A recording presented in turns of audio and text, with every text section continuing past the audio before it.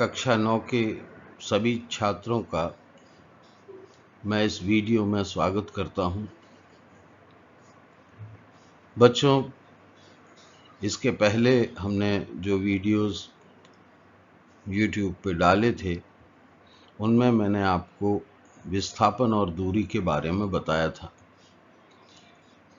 विस्थापन जो होता है उसे हम न्यूनतम दूरी कहते हैं और दूरी जो होती है वो चली गई लंबाई होती है। इन दोनों के बारे में आप भली भांति परिचित हैं।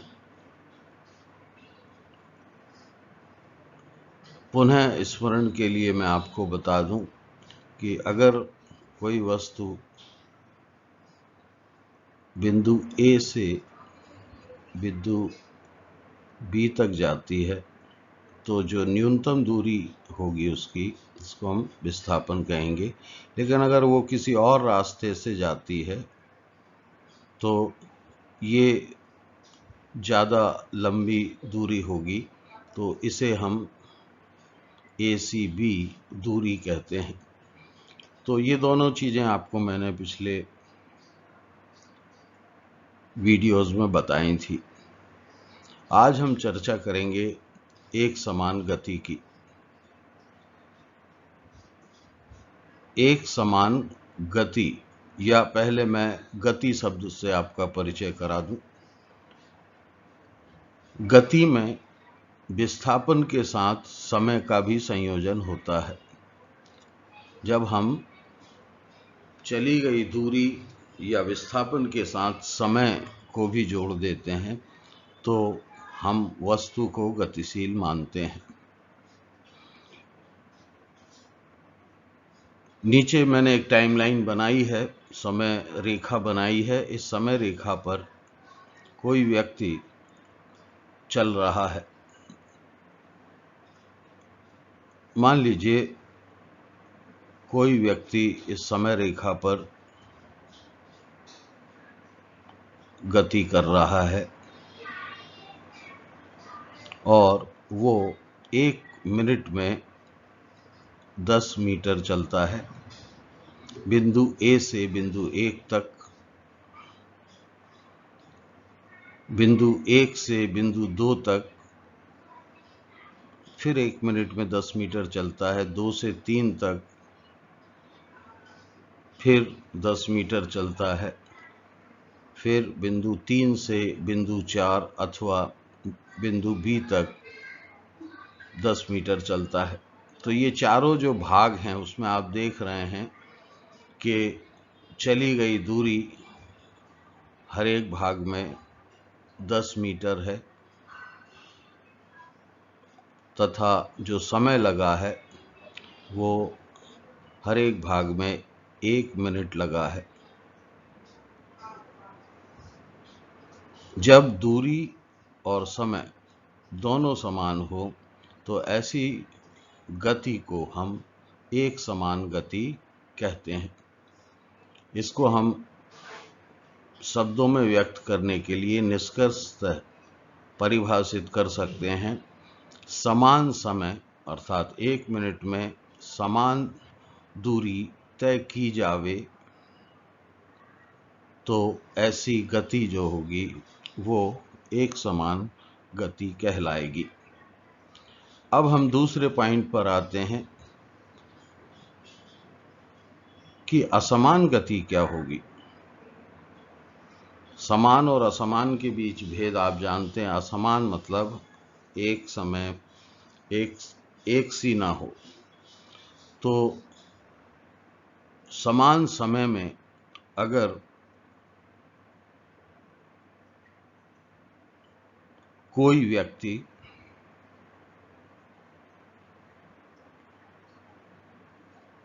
असमान दूरी तय करे, ये व्यक्ति A से चलकर पहले मिनट में 10 मीटर चलता है, दूसरे 1 मिनट के अंदर 15 मीटर चलता है, तीसरे 1 मिनट के अंदर 10 मीटर चलता है, चौथे 1 मिनट के अंदर 15 मीटर चलता है। तो समय तो समान है, लेकिन चली गई दूरियां जो हैं वो पहले 10 है, फिर 15 है, फिर 10 है, फिर 15 है। तो इस तरह से जो गति होती है उस गति को हम असमान गति कहते हैं। तो इन दोनों के बीच अंतर आपको स्पष्ट होना चाहिए। बच्चों, इस स्लाइड में हम गति की गणना करेंगे, यानी उसका मापन करेंगे। आप देखते हैं दैनिक जीवन में बहुत सारी चीज़ें जो होती हैं बहुत तेज गति से चलती हैं। हवाई जहाज है, ट्रेन है, और बहुत सारी चीज़ें जो हैं वो धीमी गति से चलती हैं। तो ऐसी स्थिति में हम उसका मापन किस प्रकार करते हैं? सामान्यतः आप मोटरसाइकिल वगैरह में देखते हैं कि उसकी रफ्तार 60 किलोमीटर प्रति सेकंड है। किसी की दूसरे वाहन को जब आप देखते हैं तो उसकी रफ्तार या उसकी चाल जो है 25 किलोमीटर प्रति सेकंड है। तो इसकी गणना के लिए हमें दो भौतिक राशियों की आवश्यकता होती है। एक भौतिक राशि होती है जिसे हम कहते हैं दूरी। तो दूरी जो है वह लंबाई है जो कोई वस्तु, वाहन या व्यक्ति एक निश्चित समय में तय करता है। तो उसके द्वारा चली हुई दूरी में उसके द्वारा लगा समय का हम भाग दे दें तो हमें चाल का पता चल जाता है कि उसकी स्पीड कितनी है। इसको हम सिंबल्स में इस तरह से भी लिख सकते हैं, v is equal to S upon T. इनके सामान्य मीनिंग जो है वो यही है, v चाल है, s दूरी है और t समय है। एक क्रिकेट की पिच मैंने यहाँ पर बनाई है जहाँ पर एक बच्चा बॉल फेंक रहा है। इस बच्चे द्वारा बॉल फेंकी जाती है और वो बैट्समैन यहाँ पर खड़ा हुआ है। ये बैट्समैन उस बॉल को हिट करता है या बॉल उसके पास आती है। पिच की लंबाई अगर 22 गज है जैसी कि सामान्यता होती है, गज एक नया मात्रक है। मैं बता दूं, गज जो है, एक गज लगभग 91 सेंटीमीटर के बराबर होता है। ये इकाई मैं यहाँ इस्तेमाल इसलिए कर रहा हूँ क्योंकि क्रिकेट का जो आविष्कार है वो इंग्लैंड में हुआ है, और इंग्लैंड में जो पद्धति चलती थी, मात्रक पद्धति, उस मात्रक पद्धति में लंबाई के लिए मात्रक गज का इस्तेमाल किया जाता था। तो इससे बहुत ज़्यादा फर्क नहीं पड़ेगा हमें समझने में। हमें ये समझना है कि कौन अधिक तेज गति से बॉल को फेंक रहा है। एक फास्ट बॉलर है, यहाँ पर आप देख रहे हैं फास्ट बॉलर है। ये फास्ट बॉलर गेंद को 22 गज की पिच को 1 सेकंड में पार कर लेता है। ये जो 22 गज है इसको 1 सेकंड में पार कर लेता है। तो इसकी जो चाल है, या हम वेग भी कह सकते हैं, इसे हम इन दोनों का अंतर हम बाद में समझेंगे। इसकी जो चाल है वो है 22 गज प्रति सेकंड। 22 गज प्रति सेकंड, ये एक फास्ट बॉलर की चाल हुई। दूसरा बॉलर है जो स्पिन गेंदबाज है और वो भी बॉल फेंक रहा है, और उसके द्वारा फेंकी गई जो बॉल है वो 22 गज की पिच का फासला 2 सेकंड में तय करती है। तो अगर हम इसकी चाल निकालें तो ये हो जाएगी 11 गज प्रति सेकंड। तो दोनों के बीच का अंतर अगर आपको स्पष्ट है, जिसे मैं तुलना के लिए नीचे लिख देता हूं। एक की जो स्पीड है वो है 22 गज प्रति सेकंड, ठीक है, और एक की स्पीड है 11 गज प्रति सेकंड। तो इसकी जो स्पीड है स्पिन वाले से दुगनी है। तो इस तरह से गति का कम या ज़्यादा होना हम स्पष्ट रूप से समझ सकते हैं। जो कम समय में अधिक दूरी तय करे उसकी गति ज़्यादा होगी, और जो उतने ही समय में कम दूरी तय करे उसकी गति कम होगी। इस स्लाइड में छात्रों हम दिशा के साथ चाल का अध्ययन करेंगे और ये भी जानेंगे कि औसत वेग किसे कहते हैं। तो सामान्य से चाल की जब हम बात करते हैं तो हम केवल वस्तु द्वारा निश्चित समय में चली गई दूरी का आकलन करते हैं। यानी ये सिर्फ हमें ये बताता है कि वस्तु ने कितने समय में कितनी दूरी तय की। ठीक है, तो दूरी जो है उसके साथ हम समय को ले लेते हैं। लेकिन अगर आप दिशा को भी ध्यान में रखें, जैसा कि मैं यहाँ दिखा रहा हूँ आपको, तो वो दूरी न कहलाकर वो कहलाएगा विस्थापन। ठीक है, ये विस्थापन है। विस्थापन में हमें दो चीजों का समावेश करना पड़ता है। एक तो वस्तु द्वारा चली गई दूरी, जिसे हम न्यूनतम दूरी कहते हैं विस्थापन के केस में, और वो किस दिशा में वस्तु ने तय की है। जैसे यहाँ नीचे मैंने एक पूर्व पश्चिम उत्तर दक्षिण इस तरह से एक चिन्ह बनाया है, दिशाएं बनाई हैं। इन दिशाओं में अगर कोई व्यक्ति पूर्व से पश्चिम की ओर गति कर रहा है तो यहाँ पर हम न्यूनतम दूरी या विस्थापन की गणना करेंगे, तो उसमें चाल को भी दिशा को भी सम्मिलित करेंगे। तो जब हम चाल की बात करते हैं तो हम सिर्फ ये कहते हैं कि कुल दूरी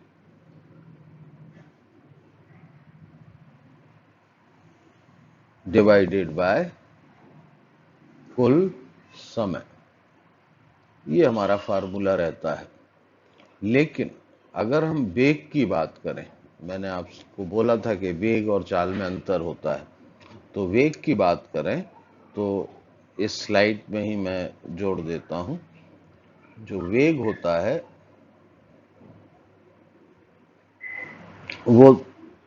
वो भी एक अनुपात होता है, लेकिन वेग बराबर होता है विस्थापन बटे समय। मैं फिर से दोहरा रहा हूं आपको कि विस्थापन और चली गई दूरी में बहुत फर्क है। विस्थापन के साथ जो चीज जुड़ी हुई होती है उसको हम कहते हैं दिशा, सामान्य रूप से उसको दिशा कहते हैं। तो वेग जो है वो एक निश्चित दिशा का ज्ञान भी हमें कराता है। जैसे नीचे मैं एक उदाहरण आपको दिखा रहा हूं कि एक वस्तु बिंदु ए से बी की ओर जा रही है। तो अगर हम इस चार्ट पे देखें जो मैंने भूगोल में आप लोगों ने पढ़ा होगा, तो यहाँ पर हम देख रहे हैं कि वस्तु जो है ए से बी की ओर जा रही है, और इस ग्राफ पर वस्तु पश्चिम से पूर्व की ओर जा रही है। तो हमें विस्थापन के साथ ये बात बताना जरूरी होता है कि वस्तु जो है वो किस दिशा में जा रही है।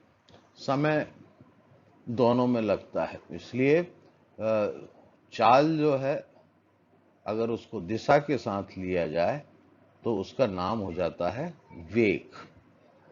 तो ये बात आपको स्पष्ट होनी चाहिए। दूसरी बात जो स्पष्ट आपको होनी चाहिए वो है औसत वेग। औसत वेग किसे कहते हैं? औसत वेग जो होता है दो चीजों का औसत होता है। ठीक है, वेग जो है विस्थापन बटे समय है। मान लीजिए किसी बॉलर ने बॉल फेंकी और जब बॉल उसके हाथ से छूटी तब उसका वेग 22 गज प्रति सेकंड था। जब बैट्समैन के पास पहुंची, मान लीजिए उसका वेग थोड़ा घट गया, या इससे उल्टा भी हो सकता है कि बॉल फेंकी उसने 22 गज प्रति सेकंड 11 के गज प्रति सेकंड से, लेकिन बॉल जमीन पे पड़ने के बाद तेज होकर 22 गज प्रति सेकंड हो गई। यानी स्पिन बॉलर्स स्पिन करते हैं तो कई बार बॉल की गति तेज हो जाती है। फास्ट बॉलर कई बार बॉल को डालने के बाद उसकी गति को तेज कर देते हैं, और ऐसी स्थितियां क्रिकेट में सामान्यतः आपने देखी होंगी। तो अगर बॉल की हमें प्रारंभिक और अंतिम वेग पता हो, या किसी भी वस्तु का प्रारंभिक और अंतिम वेग पता हो, तो हम औसत वेग ज्ञात करने के लिए उसके प्रारंभिक वेग को और उसके अंतिम वेग को जोड़कर उसमें 2 का भाग दे सकते हैं। इसको पिछले उदाहरण से बिल्कुल जोड़ने की कोशिश नहीं कीजिएगा, कंफ्यूजन ना हो, इसलिए मैं आपको दूसरा उदाहरण यहाँ पर दे देता हूँ। मान लीजिए कोई एक रेलगाड़ी स्टेशन से चलती है, तो प्रारंभ में उसका वेग 10 मीटर प्रति सेकंड होता है, लेकिन स्टेशन से कुछ दूर जाने पर उसका वेग 20 मीटर प्रति सेकंड हो जाता है। ऐसी स्थिति में उसका औसत वेग जो होगा वो 30/2 अर्थात 15 मीटर प्रति सेकंड होगा। लेकिन वेग के केस में आपको ये ध्यान रखना पड़ेगा कि रेलगाड़ी की दिशा क्या है, क्योंकि ये एक सदिश राशि है। तो ये औसत वेग हमने जाना, वेग क्या है ये जाना, और चाल क्या है इनके बारे में जाना। वेग क्या है ये जाना, और चाल क्या है इनके बारे में हमने यहाँ पर सीखने का प्रयास किया। इस वीडियो के